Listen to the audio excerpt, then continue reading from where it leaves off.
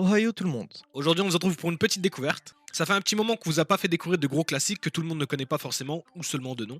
Donc on s'est dit pourquoi pas en refaire un. On va s'attaquer aujourd'hui à un animé qu'on aime énormément, Younes et moi. On est donc parti pour la découverte de Parasite.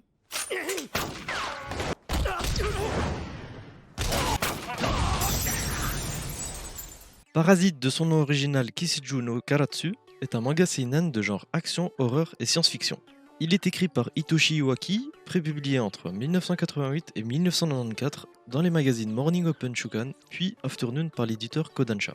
La version française du manga est éditée par Glénat entre 2002 et 2004. Composé de seulement 10 volumes, Parasite est un classique parmi les seinen, que cela soit en termes de manga ou même d'anime. En parlant d'anime, celui-ci est composé de 24 épisodes et est diffusé entre 2014 et 2015, bien plus tard donc. Cette adaptation était dispo sur Netflix, mais ils ont perdu la licence, du coup vous pouvez retrouver celle-ci uniquement sur Crunchyroll maintenant. L'anime fut produit par le studio Madhouse, que l'on connaît pour son travail sur plein d'autres dingueries en termes d'animation. On peut relever par exemple Hajime no Ippo, Hunter x Hunter 2011, Death Note et tant d'autres. Bref, c'est un super gros studio, vous l'avez compris.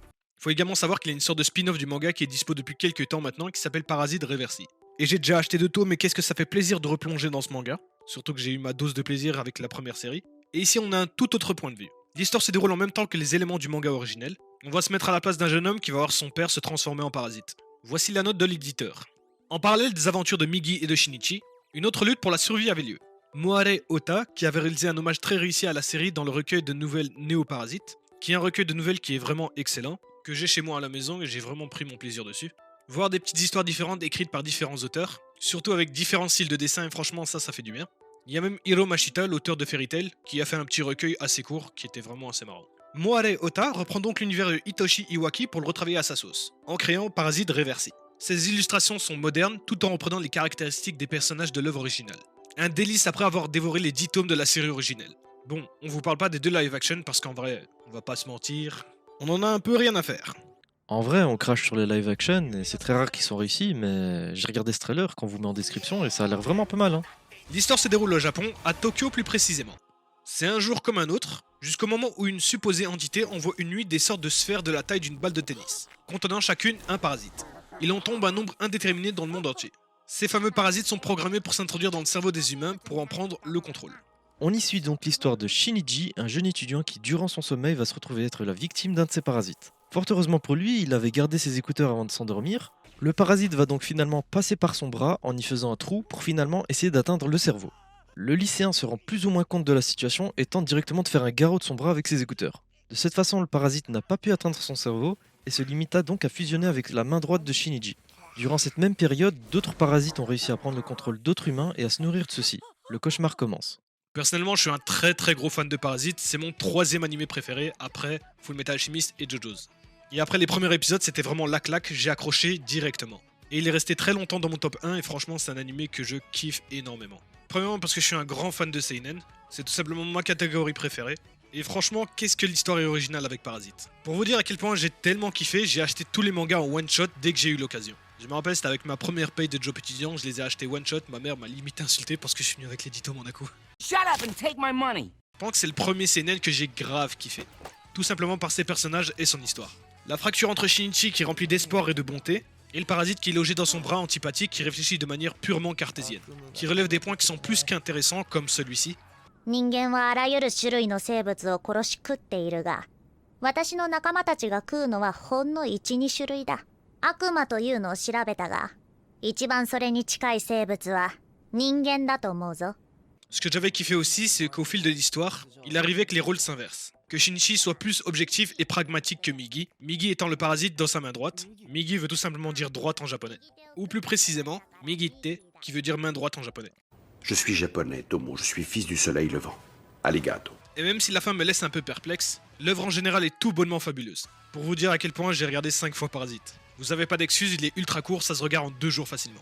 Au niveau de l'animation, il y a tout simplement rien à dire, c'est ultra clean. Et les séquences de combat et d'émotion ne laissent vraiment pas indifférent. Shinichi va devoir faire des choix irréversibles qui le changeront. On va le voir changer de comportement, carrément évoluer si je puis dire. Vous comprenez que se trimballer avec une créature extraterrestre c'est compliqué et très inconfortable dans certaines situations.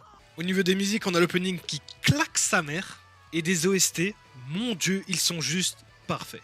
Notamment Next to You. Avec une séquence qui laisse une petite larme, me remémorant une séquence de l'anime qui... Ta gueule! Oh ça va, c'est bon, je m'arrête là. La bande son est très bien mixée et chaque OST est bien choisi et réalisé. Généralement je suis pas trop fan de ce genre de musique, techno ou dubstep quand ça fait trop mal à la tête. Mais quand ils en mettent, ça colle tellement bien avec la situation. Non vraiment le choix des OST est juste magistral en fait. Donc j'ai rien à dire. Alors moi, Parasite, c'est l'un de mes tout premiers animés que j'ai suivi de A à Z, peut-être le troisième ou le quatrième, et j'avais surkiffé. C'était mes débuts, et avant ça, j'avais déjà regardé entre autres SNK saison 1 et Tokyo Ghoul saison 1. Donc bon, vous avez capté que j'aimais et j'aime encore les trucs un peu plus trash, gore, où il y a du sang qui gicle banal partout.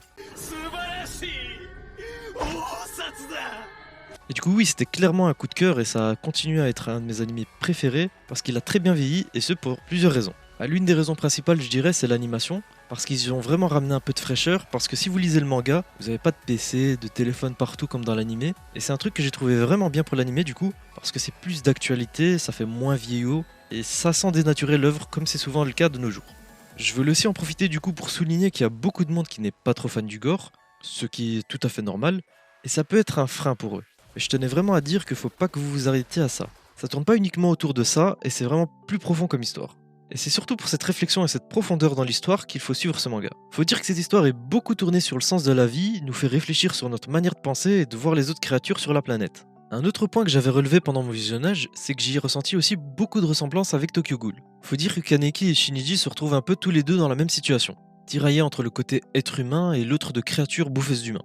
Dans les deux cas, ceux-ci se retrouvent changés radicalement au point que leur entourage ne les reconnaît même plus. Parenthèse anecdote. Est-ce que vous savez que James Cameron, le mec derrière Titanic, Terminator, Aliens ou encore Avatar, est un très gros fan de manga.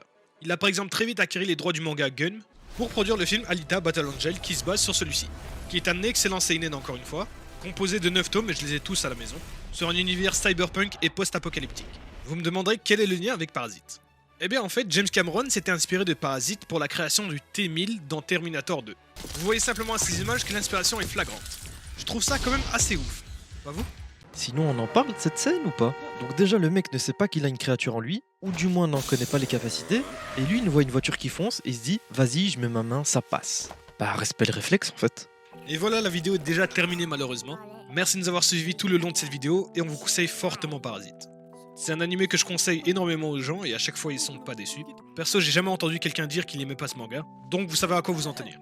On vous remercie également pour tout votre soutien. La dernière vidéo à propos de Doussama Ranking a vraiment reçu que des avis positifs et on a pris plus de 10 abonnés d'un coup. Donc on est très fiers de vous avoir fait kiffer et on espère que vous nous suivrez dans cette aventure encore longtemps. Comme d'habitude, n'hésite pas à partager ton avis sur le manga en commentaire et si tu comptes le regarder. Tu peux aussi liker la vidéo, t'abonner et encore mieux la partager à tes amis. Allez, on se voit pour une prochaine vidéo et à la prochaine. Gianni!